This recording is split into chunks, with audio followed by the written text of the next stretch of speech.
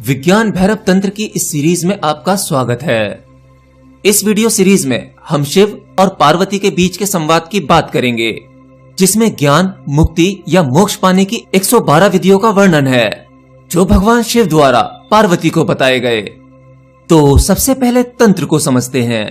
तंत्र के मामले में लोगों ने कुछ गलत धारणाएं बना रखी हैं। ज्यादातर लोग तंत्र को संभोग से जोड़कर देखते हैं, हालांकि तंत्र का मतलब होता है तरीका, विधि। तंत्र की इन विधियों में ज्यादातर जो चर्चा हुई है वो ज्ञान मार्ग, भक्ति मार्ग और कर्म का मार्ग है। विज्ञान भैरव तंत्र की सभी विधियों में परम ज्ञान को पाने के मार्ग हैं, और उन विधियों के बीच आपको बहुत कुछ ऐसा प्राप्त हो जाता है जिससे साधक भटक जाता है, जैसे तांत्रिक विद्या, वशीकरण, जादू टोना इत्यादि। परंतु विज्ञान भैरव तंत्र का यह उपयोग नहीं, बल्कि इसका उद्देश्य तो परम ज्ञान पाने का है। तो चलिए आज विज्ञान भैरव तंत्र की 112 ध्यान विधियों में कुछ विधियों के बारे में जानेंगे। बाकी विधियां आपको मेरे आने वाले वीडियोस में मिल जाएंगी। तो पहला मार्ग है कर्म मार्ग में सांस की धारणा का। जैसे सांस बाहर आती है तो हम उसे सांस को छोड़ना कहते हैं, जिसे रेचक भी कहा जाता है, और विज्ञान भैरव तंत्र में उसे प्राण श्वास कहा गया है। मतलब जब प्राण या रेचक शब्द आए तो उसका मतलब होता है सांस को छोड़ना।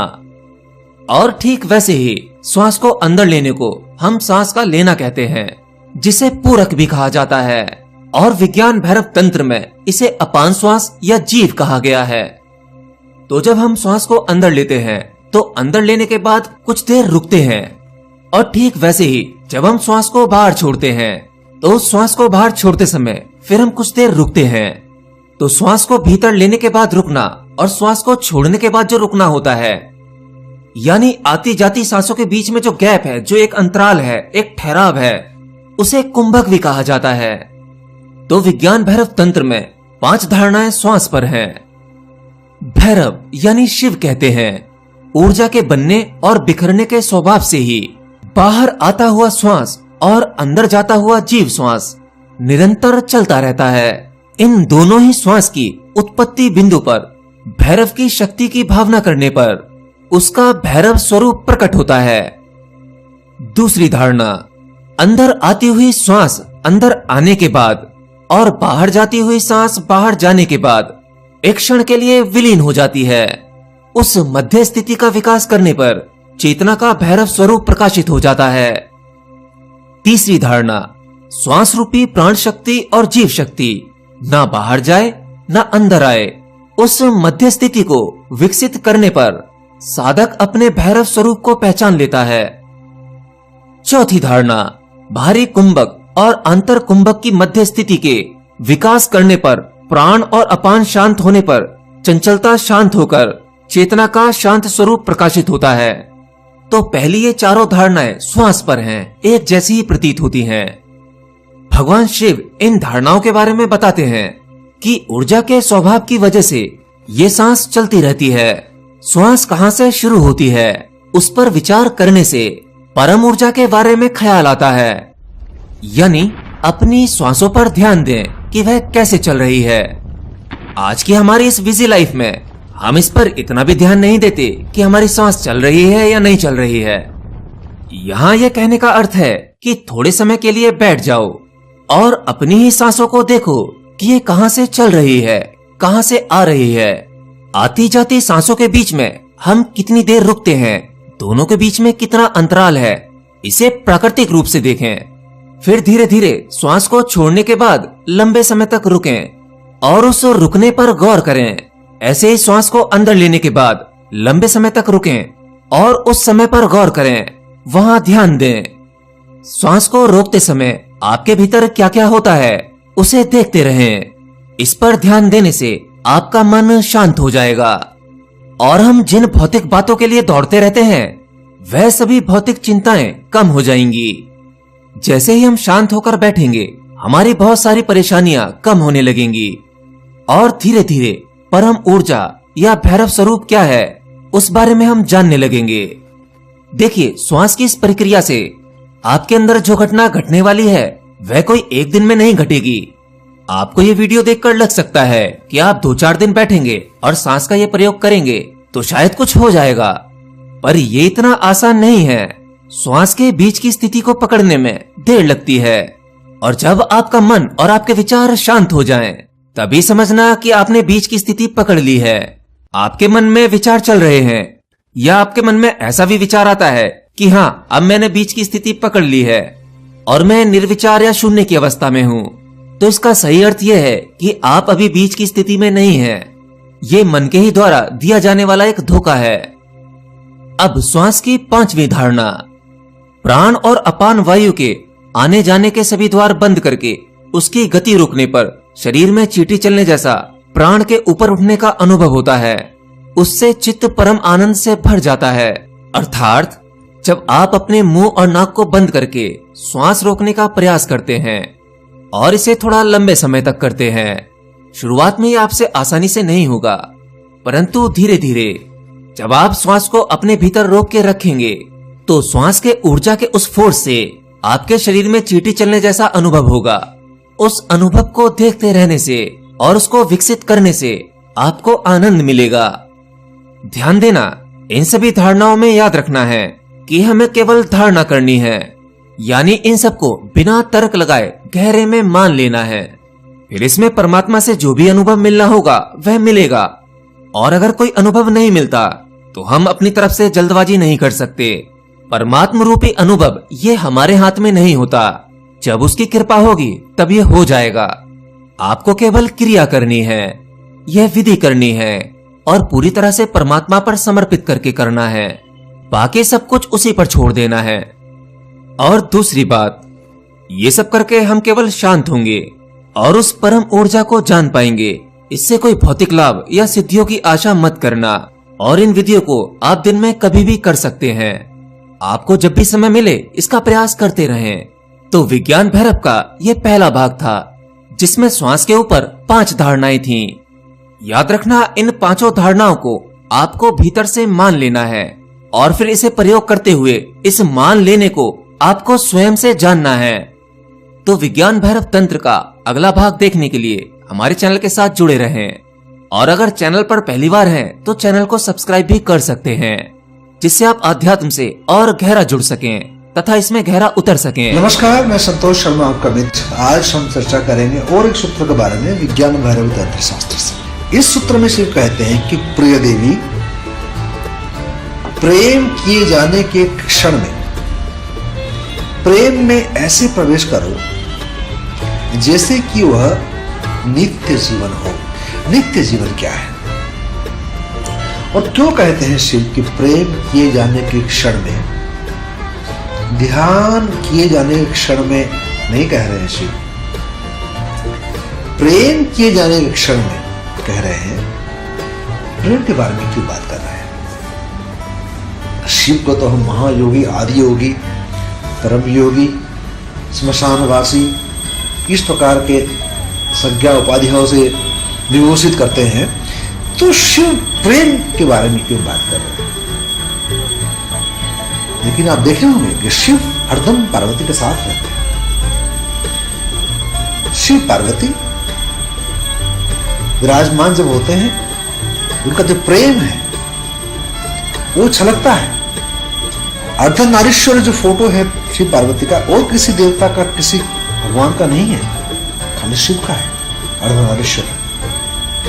शिव कह रहे हैं प्रेम के बारे में, कहते हैं कि प्रेम किए जाने के क्षण में, when you are making love, मोहब्बत में या संभोग के क्षण में, जिससे आप प्रेम करते हैं, जब आपके साथ प्रेम में आबद्ध होते हैं, आलिंगन में, चुंबन में या संभोग में, तो उसमें ऐसे प्रवेश करो, ऐसे उतरो, ऐसे करो जैसे कि वह नित्य जीवन हो। प्रेम, लव, बाइबल कहता है लव इज गॉड। प्रेम, मृत्यु, ध्यान, ये एक ही टाइप के एक्सपीरियंसेस हैं। ध्यान में आप डूबते हैं, अपने आप में खोते हैं। मृत्यु में तो आप इतने गहराई में डूबते हैं कि पूरा ही खो देते हैं। और प्रेम में आदमी ऐसा डूबता है कि लोग कहते हैं लव इज ब्लाइंड। इतना प्रफुल्लित उन्मादित हो जाता है प्रेम में कि हरदम उसके सामने अपनी प्रेमिका की छवि, या कोई लड़की है तो जिस लड़के से प्यार करती है उसका छवि हरदम दिमाग में चलता रहता है, किस प्रकार से जुड़ सके उस प्रकार का। जिसने प्रेम ही नहीं किया, यदि जिसने किसी इंसान से प्रेम नहीं किया, तो ईश्वर से प्रेम करने की बात तो बहुत दूर की बात है। ईश्वर से प्रेम करने से पहले किसी से प्रेम करना होगा। किसी से प्रेम करने से पहले अपने आप से प्रेम करना होगा। यदि आप अपने आप से प्रेम नहीं करते हैं तो आपके अंदर तो प्रेम है ही नहीं। जब आपके अंदर प्रेम ही नहीं है तो आप प्रेम किसी को दोगे कैसे?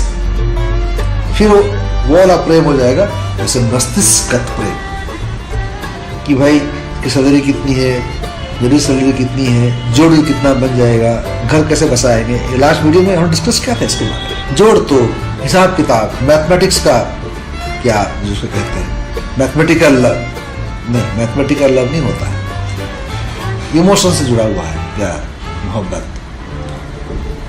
तो शिव कहते हैं कि आप अपने प्रेमिका के साथ में या प्रेमी के साथ में प्रेम में ऐसे प्रवेश करो कि जैसे वह नित्य जीवन हो। ये नित्य जीवन क्या है, पहले इसको समझ ले तो पूरे सेंटेंस समझ में आ जाएगा हमको। नित्य जीवन, जीवन क्या है? हमारा जीवन क्या है? जो बीत चुका है, जो हो रहा है, जो आने वाला है, इसको हम जीवन कहते हैं। मतलब जन्म और मृत्यु का जो कालखंड है, इसमें जो हम गति कर रहे हैं, इसको हम कहते हैं जीवन। समय एक अवधि है। एक बंदा पैदा हुआ 1950 में, मरेगा 2015 में, तो ये जो 65 ईयर्स का एक लाइफ स्पैन हुआ। जैसे जैसे बड़ा होता जाता है, 10 साल का हो गया, 20 साल का हो गया, 20 साल होने के बाद में ये उसका अतीत हो गया, आपको 20th ईयर अभी चल रहा है। भविष्य आ रहा है, जो जा चुका है, जो आ रहा है। जो जा चुका है वो अभी नहीं है, जो आने वाला है वो अभी नहीं है। अभी है क्या? अभी जो है वो है नित्य जीवन। शाश्वत यही है, वर्तमान ही नित्य जीवन है। वर्तमान को समय की परिभाषा में प्रयोग करना या समय के हिसाब से तोड़ना गलत है। समय तो अतीत हो सकता है या भविष्य हो सकता है, वर्तमान समय का हिस्सा नहीं है, क्योंकि हर पल समय चुक रहा है। ये तो ये जो हर पल समय चला जा रहा है, तो जो आप जिंदा हो, जो जीवन आपका अभी चल रहा है, जिसमें अभी आप हो, यही शाश्वत है, यही नित्य जीवन है। जैसे मृत्यु कब घटित होगी? आपकी मृत्यु अतीत में घटित हो सकती है क्या? नहीं हो सकती। आपकी मृत्यु भविष्य में घटित हो सकती है क्या? नहीं हो सकती। मृत्यु, डेथ, ना तो पास्ट में हो सकता है ना फ्यूचर में हो सकता है। मृत्यु केवल वर्तमान में अभी हो सकता है। जैसे प्रेम ना तो अतीत में हो सकता है ना भविष्य में हो सकता है। ध्यान ना अतीत में ना भविष्य में, ये सभी अभी की चीजें हैं, अभी हो सकता है। जिससे कहते हैं कि नित्य जीवन, ये शाश्वत समय, जो गति है समय की, एक गति हॉरिजॉन्टल होती है।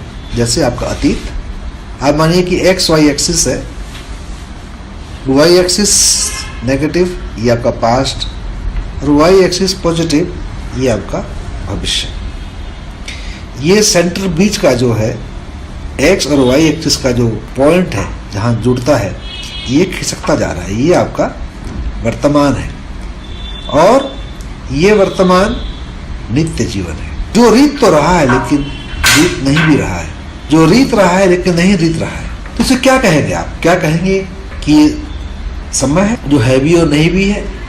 बाइबल में जब जीसस से कहा गया, किसने पूछा कि स्वर्ग में क्या होगा, वो कहते हैं कि स्वर्ग में समय नहीं होगा, क्योंकि समय में जब हम रहते हैं, जो भी समय के दायरे में आएगा उसका विनाश होगा, जो कि काल के दायरे में आएगा उसका विनाश होगा। जैसे काली है, काली समय से परे हैं, वो हरदम है, आदि शक्ति है और अभी भी हैं और हरदम रहेंगी, सदा सर्वदा रहेंगी। इसलिए कालातीत है, काली है। इसलिए महाकाल के ऊपर में खड़ी हुई है काली। जो महाकाल के ऊपर में अपना पैर रखकर खड़ी हुई है काली, ये बता रही है कि वो कालातीत है, वो समय के बंधन में नहीं आते। तो स्वर्ग में जिसस कहते हैं कि वहाँ समय नहीं है। तो जब आप प्रेम के क्षण में होते हैं, आलिंगनबद्ध होते हैं, वो प्रेम में पूरे डूबे हुए होते हैं, तो उस समय आपको समय का ज्ञान नहीं रहता है, समय को आप भूल जाते हैं। मन जो है शून्य हो जाता है। आप भविष्य के बारे में नहीं सोचते उस समय, ना ही अतीत के बारे में सोचते हैं। तो आप कहाँ रहते हैं? अभी। और अभी शाश्वत है, हरदम है, क्योंकि अभी फिर अभी फिर अभी। इसको कहते हैं नित्य जीवन। शिव कहते हैं नित्य जीवन। तो प्रेम में ऐसे उतरो कि जैसे आप इस नित्य जीवन में हैं। शिव ये कह रहे हैं जैसे कि शरीर की जो बोध है वो खत्म हो जाए, आपकी जो दृष्टि है उस दृष्टि में केवल प्रेम ही प्रेम हो। इतने गहरे उतर जाओ, इतने गहरे उतर जाओ कि तुम ही प्रेम बन जाओ। जैसे गोपियां कृष्ण ही बन जाते थे, कृष्ण गोपी बन जाते थे, उस प्रकार से जब आप अपने प्रेमी के साथ हो तो उसमें प्रेम में इतना डुबा दो कि वर्तमान में ही जियो। और ये सत्य है। आप जो गहरे प्रेम के क्षण में आप अतीत के बारे में नहीं सोचते रहते हैं, ना ही भविष्य के बारे में सोचते रहते हैं। आप उस समय उसी वर्तमान में होते हैं। वर्तमान जैसे बताया कि समय का खंड नहीं है, समय के डेफिनेशन में वर्तमान नहीं आता है, केवल अतीत और भविष्य आता है। तो वर्तमान में रहने की कला जो है, to stay in the present. आप मेरी किताब देखेंगे द गेटवे टू स्पिरिचुअलिटी, जो कि आपके अमेजोन में, कोबो में, फ्लिपकार्ट में, अलग अलग जगहों में फिजिकल बुक के हिसाब से, ई बुक के हिसाब से अवेलेबल है। उसको आप खरीद सकते हैं और पढ़ सकते हैं। इसके बारे में उसमें काफ़ी चर्चा की गई है, मन की गति के बारे में, समय के बारे में। उसको देखें, जानें और ये सीखें कला कि वर्तमान में कैसे जिया जाए। जो लोग अतीत में जीते हैं या भविष्य में जीते हैं, उनका मन हरदम उलझन से भरा हुआ होता है, स्ट्रेसफुल होता है या गिल्ट से भरा होता है। गलत कुछ काम किए थे अतीत में, उसका पश्चाताप। भविष्य में क्या होने वाला है, उसका भय, तो एंजाइटी, फियर, इन चीज़ों से डायबिटीज, नींद नहीं आना, शरीर में जितने सारे साइकोसोमैटिक इश्यूज होते हैं वो इसलिए होते हैं क्योंकि हम अतीत या भविष्य में जीने की कोशिश करते हैं, समय के साथ जीने की कोशिश करते हैं। वर्तमान जो कि शाश्वत, जो कि नित्य जीवन है, जिसमें एक ऊर्जा है, प्राण है, उसमें जीना भूल चुके हैं, इसलिए हम अशांत हैं। जैसे ही वर्तमान में हम जीने की क्षमता प्राप्त कर लें, प्रयोग कर सकते हैं प्रेम से, क्योंकि प्रेम, ध्यान, मृत्यु, जैसे मैंने बताया कि सब वर्तमान में हो सकते हैं, भविष्य में नहीं हो सकता है, अतीत में हो सकता है।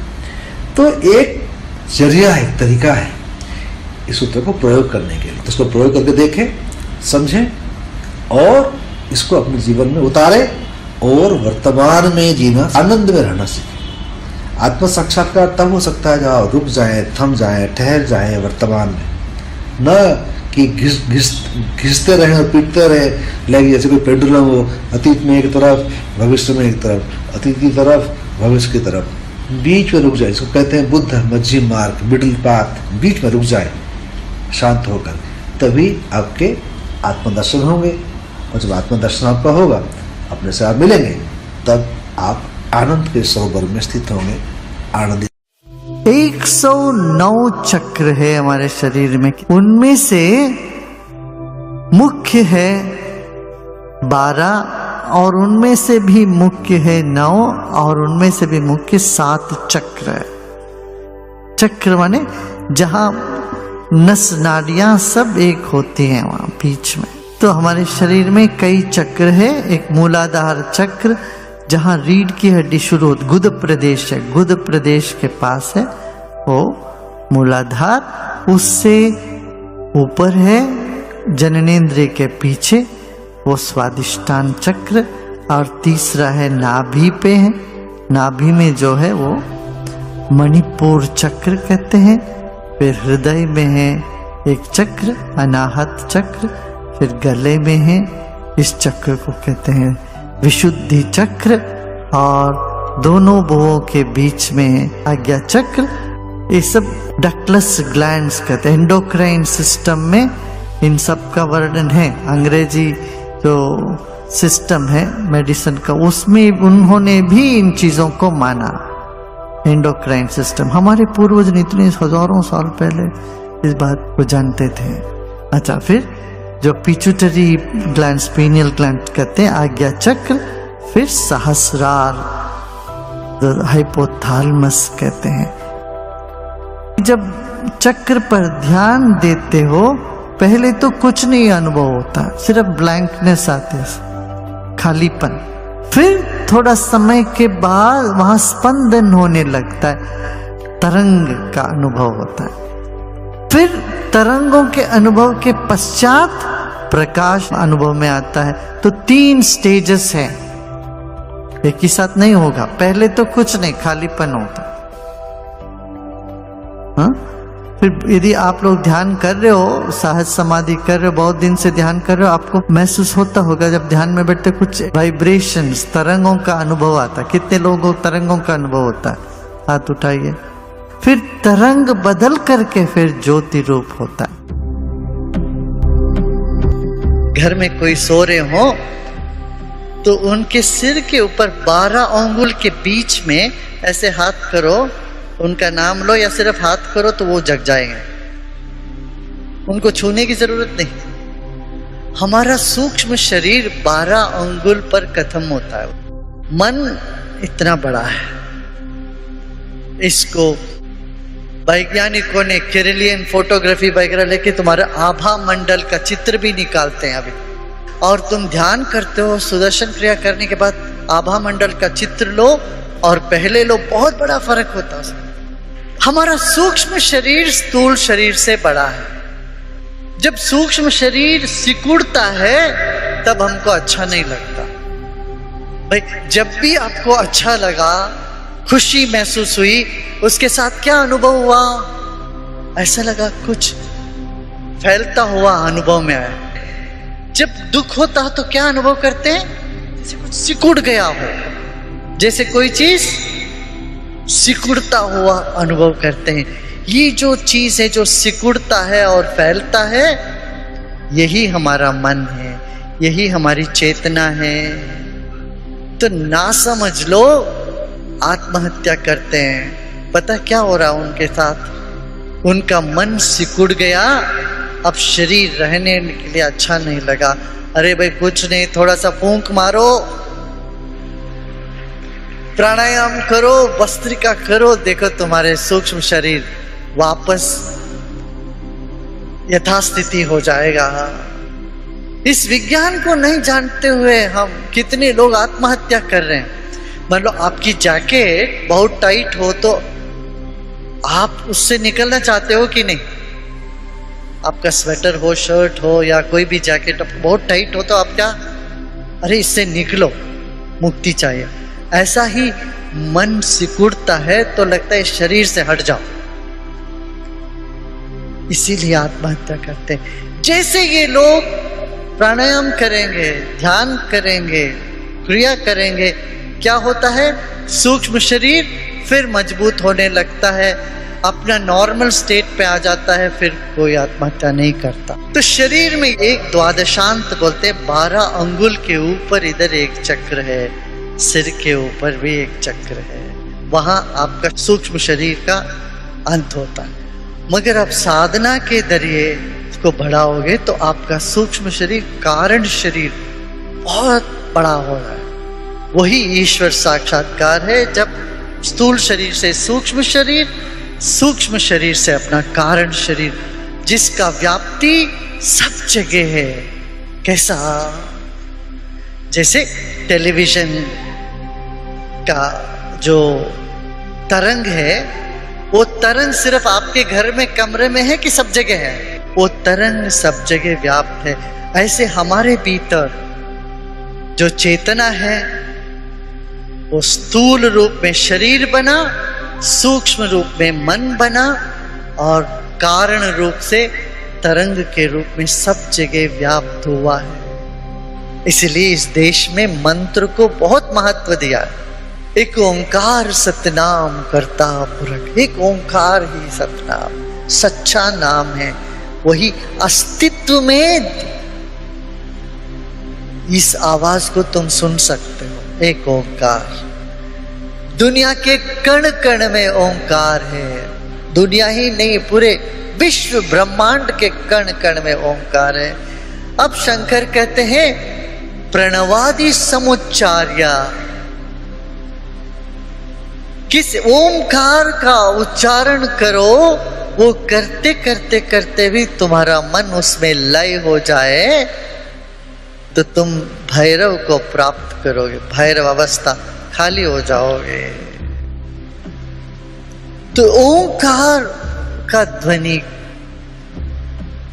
ओंकार करने से पहले और बाद में भी तुम उस चैतन्य सत्ता में विलीन होते हो या जागृत होते हो।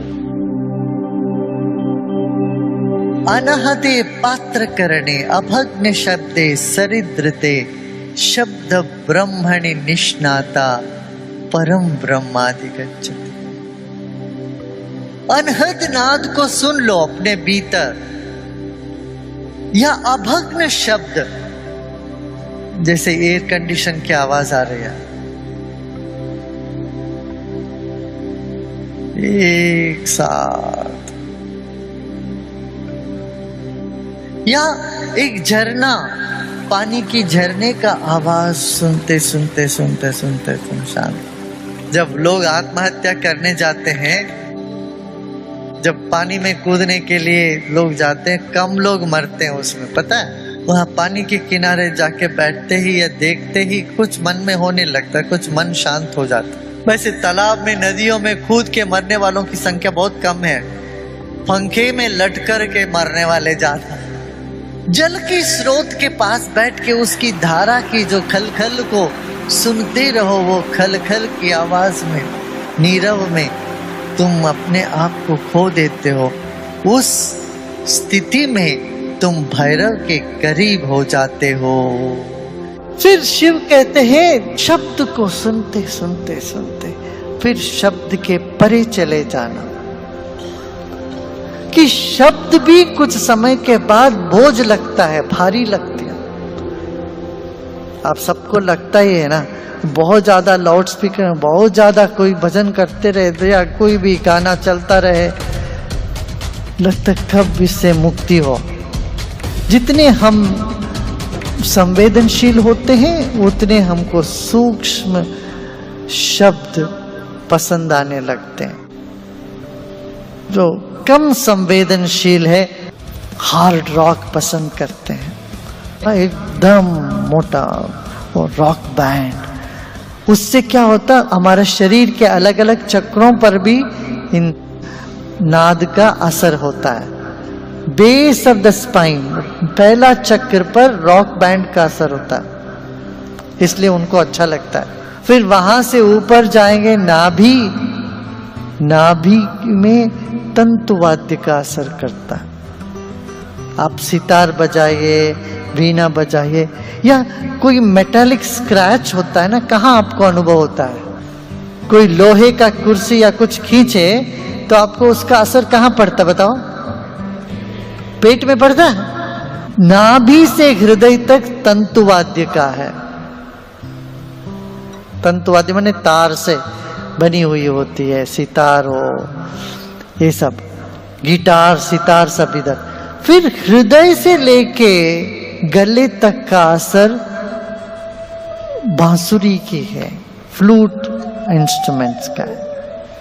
फिर वहां से चलोगे भ्रूमध्य में घंटी और शंख, हमारे मंदिरों में भी ऐसे ही सब रखा जाता था। सबसे बाहर बड़े बड़े नगारी, नबत्तु, ये ड्रम्स, ये सब रखते थे। उधर से नीचे जाते जाते गर्भगृह में सिर्फ घंटी होते हैं, छोटी सी शंख होते हैं, घंटी होती है। अब बच्चों को सुलाना हो तो रॉक म्यूजिक लगाओ, कोई बच्चा नहीं सो पाएगा दुनिया भर के। उनके लिए क्या कहते हैं, जिंगल बेल, जिंगल बेल, छोटी सी घंटी, छोटी सी आवाज हो, तरंग हो, जल तरंग, पियानो, इस तरह की इन चीजों से बच्चे सो जाते हैं, शांत हो जाते हैं। बच्चा बोलने से पहले गाता है, पहले गाए आप बोले, गाते हैं। हर व्यक्ति जीवन में गाते हैं, चाहे शवर के नीचे भी गा ले। संगीत भी एक माध्यम है। यहाँ शिव कह रहे तो संगीत के माध्यम से भी तुम मुझ चैतन्य सत्ता में आ सकते हो। कोई 112 विधियां हैं सारे जगत में ध्यान की, और प्रत्येक विधि अद्भुत है। और 112 विधियों से आदमी परमात्मा तक पहुंच सकता है। उसमें एक दूसरे से बिल्कुल विपरीत विधियां भी हैं, इसलिए एक विधि को मानने वाला दूसरी विधि को बिल्कुल गलत कहता है। लेकिन वे 112 विधियां सभी व्यक्ति को ध्यान और शांति और आनंद और सत्य तक ले जाने का मार्ग बन जाती। इस ध्यान केंद्र पर पूरी 112 विधियों का प्रयोग करने का ख्याल है, और तब पहली बार पृथ्वी पर उस तरह का प्रयोग होगा जिसने आज तक पृथ्वी पर सारे ध्यान की प्रक्रियाओं को एक साथ एक जगह, हम एक भी व्यक्ति को वहां खोना ना चाहेंगे। वो किसी भी मार्ग से जा सके, उस मार्ग पर ही उसे सुझाव दिए जा सकेंगे। अब अजीब अजीब विधियां हैं जिनका आपने कभी सुना भी नहीं होगा नाम। एक दो विधि मैं आपसे कहना चाहूं। तिब्बत में एक बहुत छोटी सी विधि है, बैलेंसिंग, संतुलन उस विधि का नाम है। कभी घर में खड़े हो जाएं सुबह स्नान करके, दोनों पैर फैला लें और ख्याल करें कि आपके बाएं पैर पर ज्यादा जोर पड़ रहा है कि दाएं पैर पर ज्यादा जोर पड़ रहा है। अगर बाएं पर पड़ रहा है तो फिर आहिस्ते से जोर को दाएं पर ले जाएं। 2 क्षण दाएं पर जोर को रखें, फिर बाएं पर ले जाएं। 15 दिन सिर्फ शरीर का भार बाएं पर है कि दाएं पर, इसको बदलते रहें। और फिर ये तिब्बती प्रयोग कहता है कि फिर इस बात का प्रयोग करें कि दोनों पर भार न रह जाए, आप दोनों पैर के बीच में रह जाएं। और एक 3 सप्ताह का प्रयोग, और जब आप बिल्कुल बीच में होंगे, भार ना बाएं पर होगा ना दाएं पर, जब आप बिल्कुल बीच में होंगे तब आप ध्यान में प्रवेश कर जाएंगे। ठीक उसी क्षण में आप ध्यान में चले जाएंगे। ऊपर से देखने पर लगेगा कि इतनी सी आसान बात, करेंगे तो आसान भी मालूम पड़ेगी और कठिन भी मालूम पड़ेगी। बहुत सरल मालूम पड़ती है, 2 पंक्तियों में कही जा सकती है, लेकिन लाखों लोगों ने इस छोटे से प्रयोग के द्वारा परम आनंद को उपलब्ध किया है।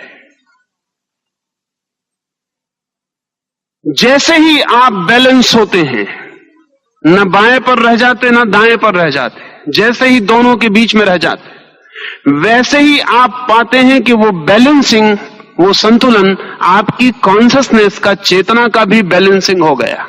चेतना भी बैलेंस्ड हो गई, चेतना भी संतुलित हो गई। तत्काल तीर की तरह भीतर गति हो जाती। ऐसे 112 विधियां हैं सारे जगत में। इन सारी 112 विधियों पर विस्तृत वैज्ञानिक व्यवस्था इस ध्यान केंद्र में देना चाहता हूं, और न केवल आपको समझाया जा सके बल्कि आपको करवाया जा सके। अगर एक विधि से ना हो सके तो दूसरी विधि से करवाया जा सके, लेकिन हम आपको उस मंदिर से निराश न लौटने दें, क्योंकि 112 ये चरम विधियां हैं, इससे ज्यादा हो नहीं सकती। अगर एक विधि काम नहीं करती दूसरी करेगी, दूसरी नहीं करती तीसरी करेगी, और आपकी विधि तत्काल खोज ली जा सकती है कि कौन सी विधि आप पर काम करेगी। आप पर कौन सी विधि काम करेगी, इसकी खोजने की साइंस भी, इसके खोजने का भी विज्ञान है। और यदि हम इस समय देश के बड़े बड़े नगरों में और देश के बाहर भी ध्यान के ऐसे विज्ञान मंदिर निर्मित कर सके, तो मनुष्य जाति के लिए, जो आज सर्वाधिक पीड़ा और संताप से गुजर रही है, और जिसे कोई मार्ग नहीं दिखाई पड़ता, क्योंकि जो जो हमने सोचा था कि इससे सब ठीक हो जाएगा, उससे कुछ भी ठीक नहीं हुआ। सोचा था कि लोगों के पास भोजन ठीक होगा तो सब ठीक हो जाएगा। आज दुनिया में आधी दुनिया के पास भोजन बिल्कुल ठीक है।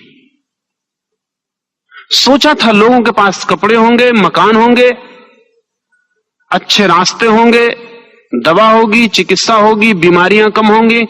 आज आधी दुनिया के पास सब है। एक बड़ी अद्भुत घटना घटी है कि जिनके पास आज सब है, वे ही सर्वाधिक अशांत, बेचैन और परेशान हो गए।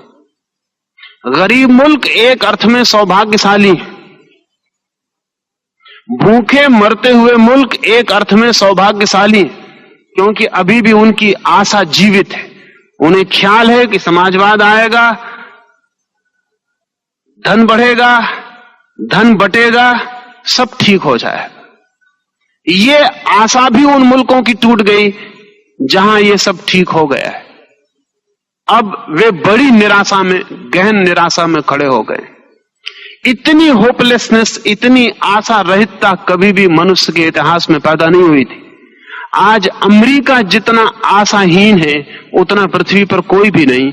और आज अमेरिका मनुष्य के इतिहास में पृथ्वी का सर्वाधिक संपन्न, सर्वाधिक सुखी, हमारे अर्थों में सब कुछ जिसके पास है, और फिर भी अचानक अनुभव हो रहा है कि कुछ भी पास नहीं है। इतनी आशाहीन स्थिति का कारण एक है, हमने सोचा था जिन बातों से मिलेगा सब, वो सब डिसइल्यूजनमेंट, वो सब भ्रम टूट गए। और अब हमें वापस लौटकर सुनना पड़ेगा बुद्ध को, कृष्ण को, क्राइस्ट को, मोहम्मद को, क्योंकि उन्होंने बहुत बहुत बार, बहुत पहले ये कहा था कि सब भी मिल जाए मनुष्य को, लेकिन अगर स्वयं का अनुभव ना मिले तो कुछ भी मिलता नहीं। लेकिन हमें उनकी बात ख्याल में नहीं आ सकी, नहीं आ सकती थी, क्योंकि बात बड़ी काल्पनिक मालूम पड़ती थी, बहुत उटोपियन मालूम पड़ती थी। और जो लोग कहते थे धन मिल जाए, मकान मिल जाए, उनकी बात बड़ी प्रैक्टिकल और व्यवहारिक मालूम पड़ती थी। इतिहास का मजाक कि जो लोग बहुत प्रैक्टिकल थे वो बहुत उटोपियन सिद्ध हुए, और जो लोग बहुत उटोपियन थे आज पृथ्वी पर वे ही सबसे ज्यादा प्रैक्टिकल सिद्ध होने के करीब। लेकिन धर्म अब पुराने रास्तों से नहीं लौटाया जा सकता। अब धर्म नए ही रास्तों से प्रवेश करेगा। उसके नए रास्ते वैज्ञानिक और तकनीकी होंगे। अब जैसे एक आदमी हिमालय जाता था, आज भी हम सोचते हैं एक आदमी हिमालय जाए तो ध्यान में जा सकता है, लेकिन कभी हमने सोचा नहीं कि हिमालय किस लिए जाता था। जितना ताप कम हो जाए वातावरण में, उतना भीतर प्रवेश आसान हो जाता है। लेकिन कितने लोग हिमालय जा सकते हैं? लेकिन बंबई में एक एयर कंडीशनड मेडिटेशन हॉल हो सकता है। कोई हिमालय जाने की जरूरत नहीं, क्योंकि हिमालय पर जो ठंडक मिल सकती है वो बंबई में भी उपलब्ध हो सकती है। अब हिमालय पर जाने की व्यर्थ की दौड़ धूप है। अब तो ठीक बंबई के बीच बाजार में भी उतनी ही शीतलता उपलब्ध हो सकती जितने एक योगी को हिमालय की चोटी पर उपलब्ध होती थी। उसके आसपास भी बर्फ फैलाया जा सकता है। अगर बर्फ से ही कुछ लाभ होना है तो बर्फ फैलाया जा सकता है। अगर ऊंचाई से कुछ लाभ होता है, जमीन के ग्रेविटेशन के कम होने से कुछ लाभ होता है, तो बंबई में भी ग्रेविटेशन कम किया जा सकता है, तो वहां भी इतना ही उत्ताप पहुंच जाएगा, इतनी ही गर्मी पहुंच जाएगी। एवरेस्ट पर जिस दिन जाने का रास्ता सीधा होगा, उस दिन हम बस्तियां वहां भी बसा लेंगे। आने वाले भविष्य में मनुष्य जहां है वहीं सारी टेक्नोलॉजी और साइंस का उपयोग किया जा सकता है, और वही सारी व्यवस्था की जा सकती है जो कि एक योगी को बड़ी तकलीफें उठा के व्यवस्था करनी पड़ती थी, वो विज्ञान के द्वारा संभव हो गई, एक सामान्य आदमी के लिए भी सुलभ हो सकती है। विज्ञान और टेक्नोलॉजी का पूरा प्रयोग करके ही इस मंदिर को, ध्यान के मंदिर को निर्मित करना है। ये ध्यान का मंदिर सिर्फ इसी अर्थों में होगा कि वो ध्यान का है, अन्यथा वो एक वैज्ञानिक प्रयोगशाला होगी।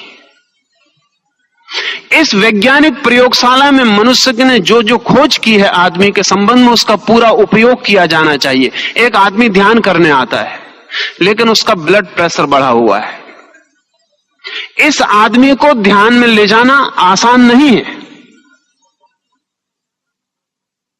इस आदमी को ध्यान में ले जाना कठिन है। इसके रक्तचाप की जो अधिकता है वो इसके ध्यान में बाधा बनेगी। पुराने आदमी के पास रक्तचाप को नापने का कोई माध्यम नहीं था, लेकिन आज के ध्यान मंदिर में रक्तचाप नापने का माध्यम हो सकता है, रक्तचाप को कम करने की व्यवस्था हो सकती है और फिर ध्यान में ले जाने की सुविधा बनाई जा सकती है। हाँ, एक बार आदमी ध्यान में चला जाए तो रक्तचाप में जाना मुश्किल हो जाएगा, लेकिन रक्तचाप में डूबे हुए आदमी को ध्यान में जाना मुश्किल हो जाता है। सारी दुनिया के योगियों ने अल्प आहार पर जोर दिया है, कम खाने पर जोर दिया है, उपवास पर, अल्प आहार पर, कम भोजन पर, सम्यक आहार पर सारी दुनिया के योगियों ने जोर दिया है। फिर भी उनके पास अल्प आहार क्या है इसकी ठीक ठीक जांच की कोई व्यवस्था नहीं थी सिवाय अनुमान के। न उन्हें कैलोरीज का कुछ पता था, न उन्हें भोजन के तत्वों का कुछ पता था। इसलिए कई बार ऐसा हुआ कि अल्प आहार के नाम पर जो चला उससे नुकसान ही पहुंचा। आज हमारे पास बहुत वैज्ञानिक व्यवस्था है कि एक आदमी को कितनी कैलोरी भोजन की जरूरत है,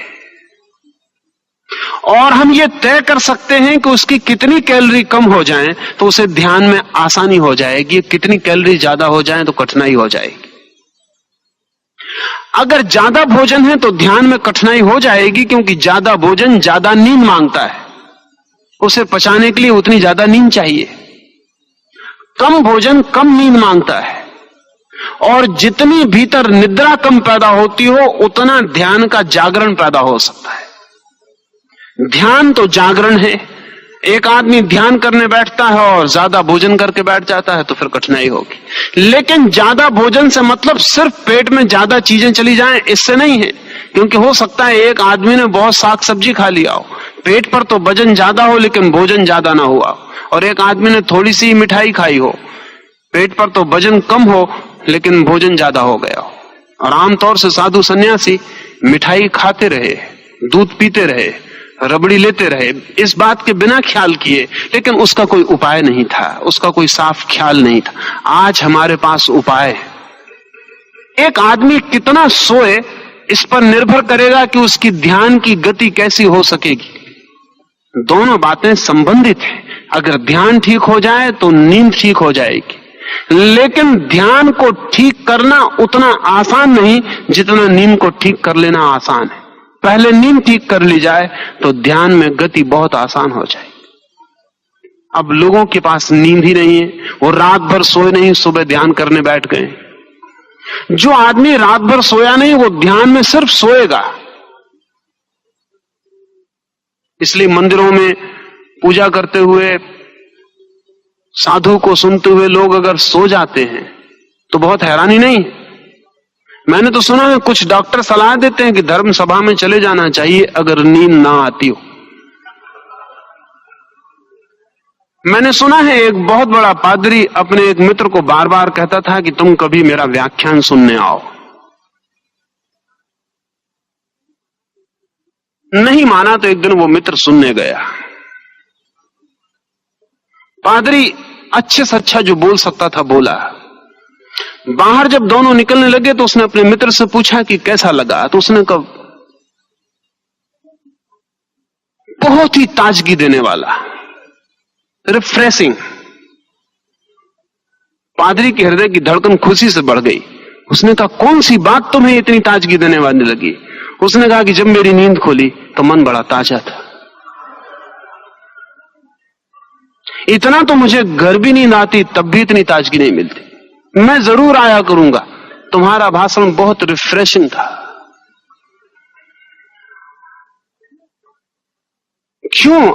आखिर मंदिर में धर्म कथा में आदमी को नींद आ जाती है, बात क्या है?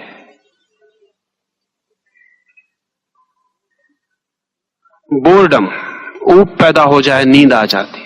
कोई चीज उबाने लगे, नींद आ जाती।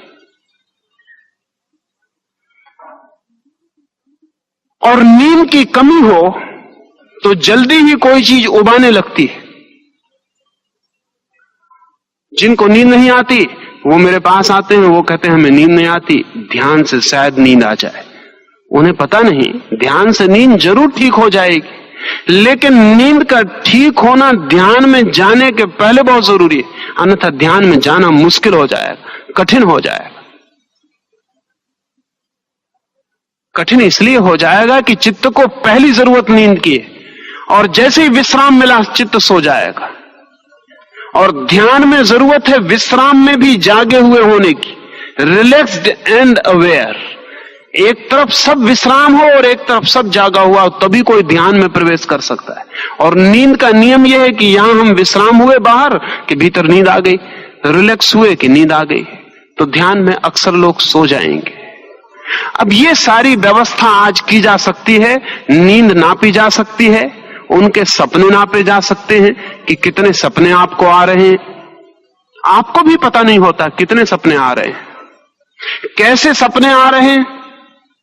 कल ही एक साधिका मेरे पास थी, ध्यान करना है उसे। मैंने उसके सपनों के बाबत पूछा, उसने कहा कि सपनों से क्या मतलब आपको? मुझे ध्यान करना है। मैंने उससे कहा कि मुझे पूछना बहुत जरूरी है, क्योंकि सपने ही मुझे बताएंगे कि तुम्हें सच में ध्यान करना है या कुछ और करना है। उसने कहा सपने में तो मुझे सिवाय काम वासना के और हिंसा के, हत्या के, आग लगा देने के, इस तरह के सपने आते हैं। तो मैंने कहा कि वही तुम्हारा चित्त करना चाहता है। अभी ध्यान मुश्किल पड़ेगा, पहले तो तुम्हारे सपनों को शुद्ध करना पड़ेगा। जिस व्यक्ति को स्वयं को शुद्ध करना है वो अगर अपने सपनों को भी शुद्ध न कर पाए तो स्वयं को शुद्ध नहीं कर पाएगा। सपने जैसी साधारण चीज भी अशुद्ध हो तो स्वयं का शुद्ध होना बहुत मुश्किल है। जिसके सपने भी अभी सात्विक ना हो पाए हो उसका सत्व सात्विक हो जाए ये बहुत मुश्किल है। जिसके सपने अभी शांत ना हो पाए हो उसकी सत्ता शांत हो जाए ये भी बहुत मुश्किल है। लेकिन आज से पहले सपने की जांचने की कोई सुविधा न थी। इस ध्यान केंद्र में सपने के जांचने की पूरी व्यवस्था करना चाहता हूं। अब तो इंतजाम है, जैसे आपका कार्डियोग्राम लिया जाता है वैसे ही आपके रात नींद के सपने का ग्राफ बन जाता है कि आपने कितनी देर सपने देखे, किस तरह के सपने देखे, वायलेंट थे, नॉन वायलेंट थे, सेक्सुअल थे, नहीं थे सेक्सुअल, क्या था, सपने किस तरह के थे, इसकी काफी जानकारी ग्राफ दे देता है। और कितना सपना देखा रात भर, क्योंकि ये जान के आप हैरान होंगे कि सपनों के संबंध में जितनी जानकारी बढ़ी है उतना ये प्रतीत हुआ है कि चित्त के भीतर भी वेव्स हैं, तरंगे। जब सपना चलता है तो तरंगे और तरह की होती, जब सपना बंद होता है तो और तरह की होती। और बड़े आश्चर्य की बात है कि गहरी नींद में जो तरंगों की स्थिति होती है वही स्थिति ध्यान की तरंगों में भी होती। ध्यान में जब कोई व्यक्ति होता है तो उसके मस्तिष्क की तरंगें वैसी ही होती हैं जैसी तरंगें गहरी निद्रा में होती। और जब कोई व्यक्ति सपने में होता है तो तरंगें वैसी ही होती हैं जैसे जब कोई व्यक्ति चिंता में होता है। चिंता और स्वप्नों का जोड़ है गहरी निद्रा और ध्यान का जोड़ है। ये सारी वैज्ञानिक व्यवस्था इस ध्यान मंदिर में करने का ख्याल है और प्रत्येक व्यक्ति को वैज्ञानिक रूप से सहायता पहुंचाई जा सके ये दृष्टि। और मेरे देखे आज मनुष्य को ध्यान की जितनी जरूरत है उतनी किसी और चीज की जरूरत नहीं है, क्योंकि आज मनुष्य जितना अशांत है उतना मनुष्य अशांत कभी भी नहीं था।